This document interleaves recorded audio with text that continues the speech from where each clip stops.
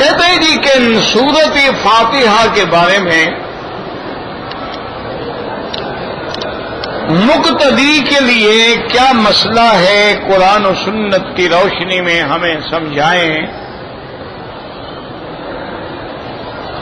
ایک تو میرے عزیز، میرے بزرگ، میرے مہربان، بڑے دکھ کی بات ہے، افسوس کی بات ہے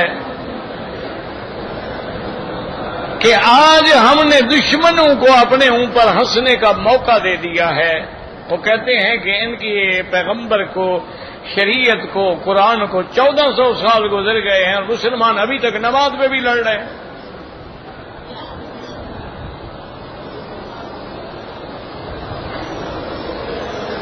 وہ کہتے ہیں کہ ابھی تک مسلمان اپنے نماز کے مسائل میں بھی اکٹھے نہیں ہوئے ہیں، تو یہ کل کس بات پہ اکٹھے ہوں گے؟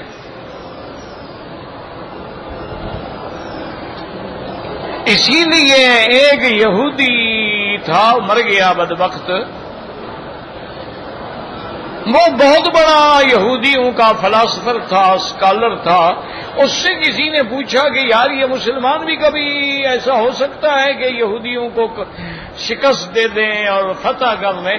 اس نے کہا جس دن مسلمان لائن لگا کر کام کرنا شروع کر دیں اس دن پھر ہمیں شکست ہو جائے گی۔ کیا مانا؟ انہوں نے کہا جب لائن ہی نہیں بنا سکتے تو حجر اسود پہ بھی لڑتے ہیں، وہ تو کھڑے ہی نہیں ہو سکتے، وہ تو کوئی کام نظم سے کر ہی نہیں سکتے۔ تو جب ان میں اتنا اتفاق نہیں، ڈسپلن نہیں ہے، وہ کسی پہ کامیاب کیسے ہو سکتے؟ حالانکہ یاد رکھیں کہ یہ جتنے مسائل ہیں، نماز میں فاتحہ ہے، رفع یدین ہے، آمین بالجہر ہے، سکتات فی الصلاۃ ہے، اور جلسہ استراحت ہے، یہ تمام مسائل لڑنے والے ہیں ہی نہیں ہیں۔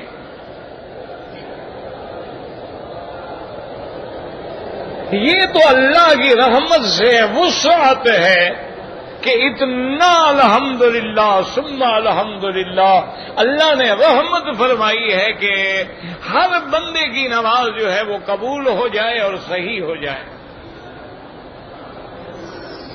پہلے اختلاف ہوتے تھے، لڑائیاں تو نہیں ہوتی تھیں، صحابہ میں بھی اختلاف ہوا، تابعین میں بھی اختلاف ہوا، یہ کبھی نہیں ہوا کہ وہ کوئی کہے کہ تیری نماز نہیں ہوتی، وہ کہے تیری نماز نہیں ہوتی، وہ کہے تو کافر اور وہ کہے تو کافر، وہ کہے تو گمراہ اور وہ کہے تم، یہ کبھی نہیں ہوا۔ آج آپ کو پتا ہے کہ انٹرنیٹ کا زمانہ ہے، کمپیوٹر کا زمانہ ہے، نوجوان جو جانتے ہیں، مجھے آپ دکھلا دیں سرکار دو عالم سے لے کر 1200 سال تک کبھی فاتحہ کے مسئلے پہ، رفع یدین پہ، آمین پہ کوئی مناظرہ ہوا، کوئی لڑائی ہوئی، کوئی جھگڑا ہوا، مجھے دکھا دیں، میں آپ کی بات مان لوں گا۔ 1200 سال تک کوئی جھگڑا نہیں۔ جب انگریز بدبخت آیا تمہارے ملک میں، اس نے سائمن کمیشن کی رپورٹ کے مطابق کہ یہ مذہبی علاقہ ہے، ہندو ہے، مسلمان ہے، سکھ ہے، کوئی ہے، یہ مذہب سے ان کو بڑا لگاؤ ہے، اگر ان پہ کنٹرول کرنا ہے تو ان کو مذہبی طور پہ تقسیم کرو اور لڑاؤ ان کو۔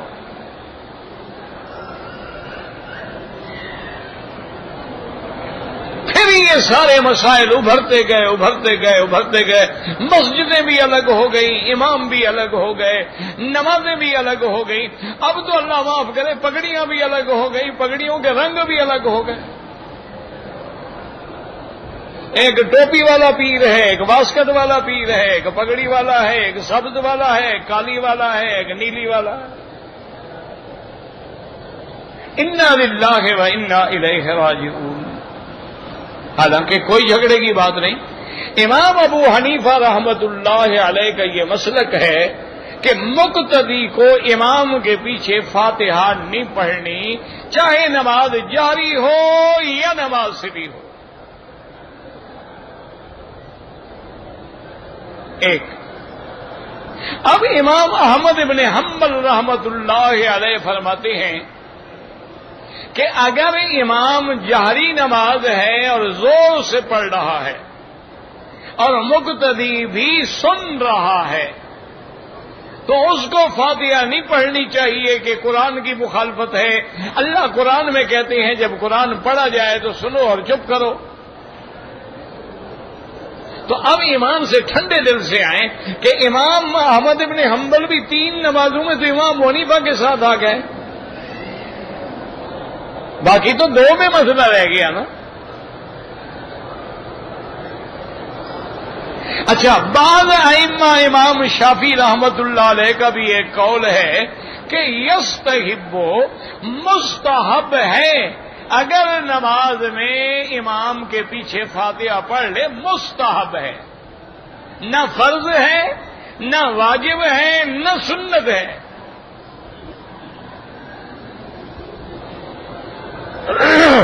اور یاد رکھیں کہ امام ابو حنیفہ رحمت اللہ علیہ فرماتے ہیں پہلی دلیل میرا اللہ کا قرآن ہے کہ اذا قرئ القرآن ہو, جب قرآن پڑھا جائے سنو اور چپ رہو.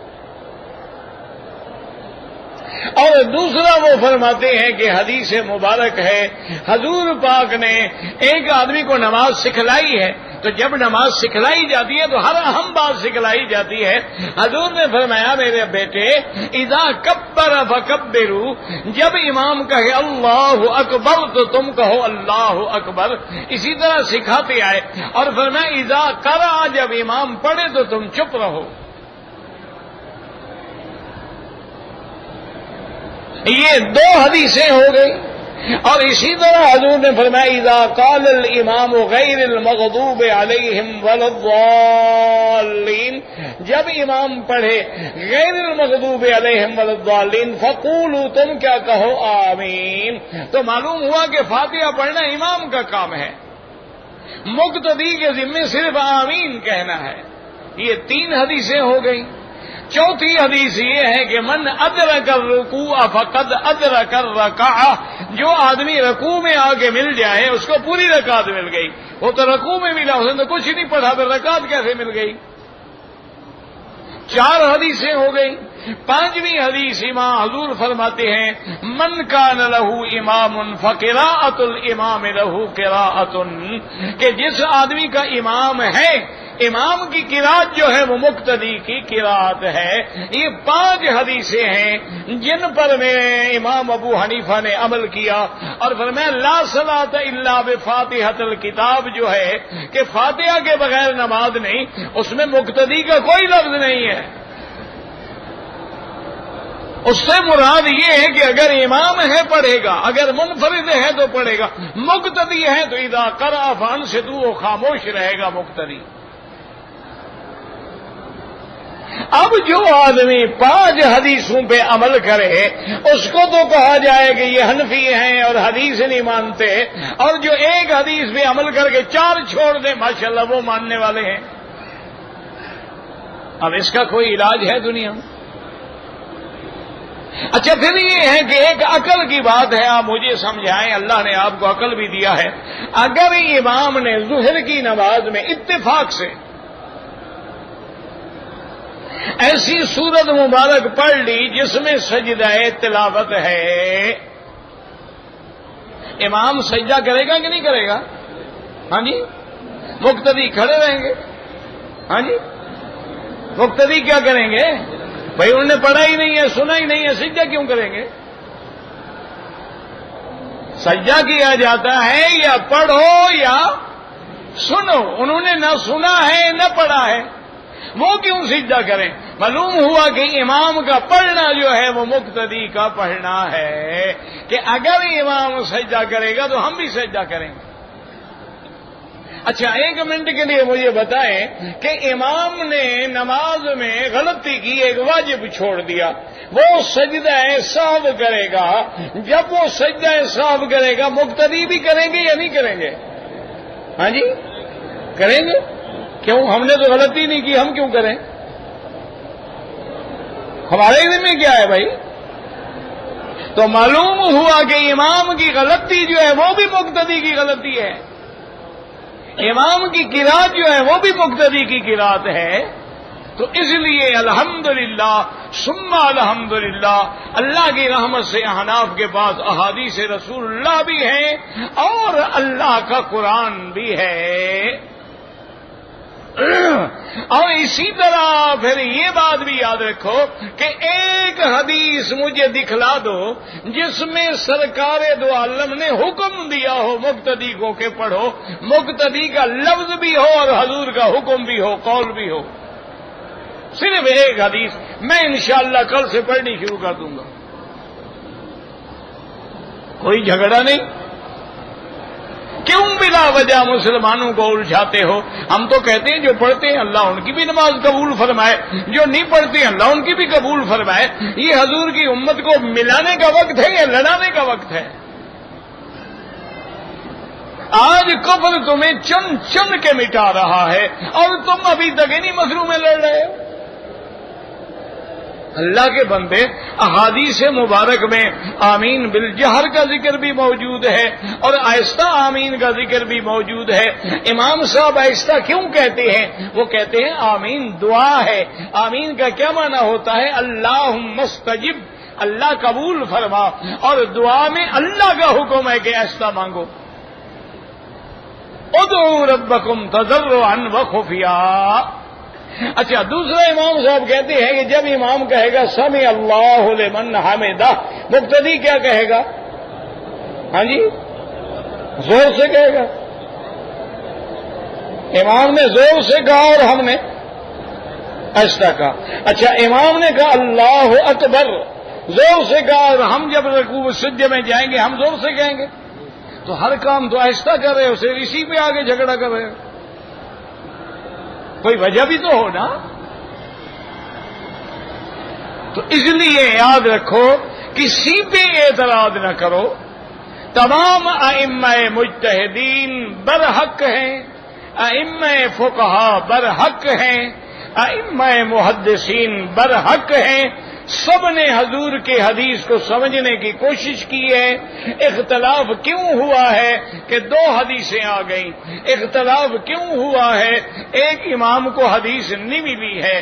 اور ہم اماموں کی بات کو ترجیح کیوں دیتے ہیں؟ ان کا زمانہ قریب ہے محمد مصطفیٰ کے.